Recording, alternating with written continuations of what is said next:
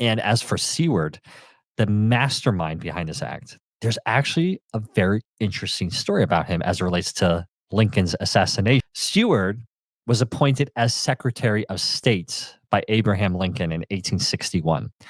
And just days after the Civil War ended, John Wilkes Booth and his conspirators tried to assassinate three of the US government's highest officials.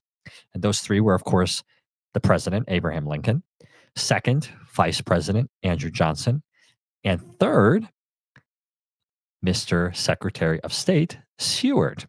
Now, while Booth would be the one to kill Lincoln, George Atzerodt was tasked with killing Johnson, which never actually happened, of course. And Lewis Powell, this former Confederate soldier, was tasked to kill Seward. So what happens? Powell goes to Seward's two-story home in D.C. on the evening of April 14th, 1865.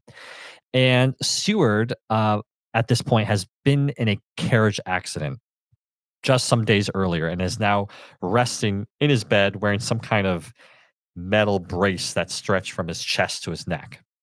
So Powell arrives at Seward's home. He's pretending to be bringing medicine on behalf of Seward's personal doctor.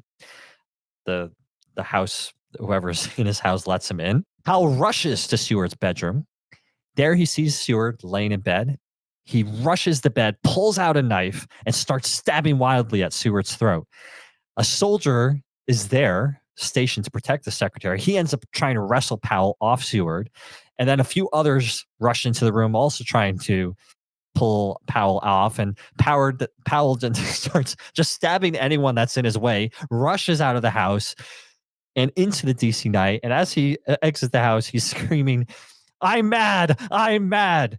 And he wasn't actually mad. He was just trying to kind of make it sound like he's this crazy person so that people would kind of not chase him. Seemingly worked. Now, luckily, Seward's metal brace, remember that brace he was wearing up to his neck and his chest, protect him just enough to survive the assassination attempt.